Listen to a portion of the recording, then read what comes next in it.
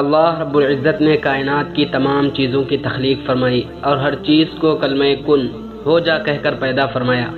انسان کو اشرف المخلوقات یعنی تمام مخلوقات سے افضل ثابت کرنے کے لیے اسے سب سے بہتر انداز میں اپنے ہاتھوں سے تخلیق فرمایا۔ اللہ وہی تو ہے جو زندگی اور موت دیتا ہے۔ جب وہ کسی بھی کام کا فیصلہ کر لیتا ہے تو اسے صرف یہ کہتا ہے ہو جا، بس وہ کام ہو جاتا ہے۔ اللہ نے فرمایا اے ابلیس جسے میں نے اپنے ہاتھوں سے پیدا کیا، تجھے اس کو سجدہ کرنے سے کس چیز نے روکا ہے؟ یقیناً ہم نے انسان کو بہترین صورت میں پیدا کیا ہے۔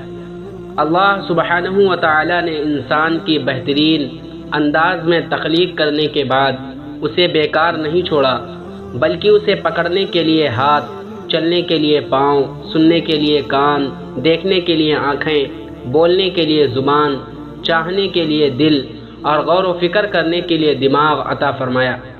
فرمان الہی ہے بے شک ہم نے انسان کو ایک مخلوط نطفے سے پیدا کیا تاکہ ہم اس کا امتحان لیں، چنانچہ ہم نے اسے سننے دیکھنے والا بنایا۔ بے شک ہم نے اسے سیدھی راہ دکھا دی، اب خواہ وہ شکر کرنے والا بنے یا ناشکرا۔ کیا انسان نے یہ سمجھ رکھا ہے کہ اسے بیکار چھوڑ دیا جائے گا؟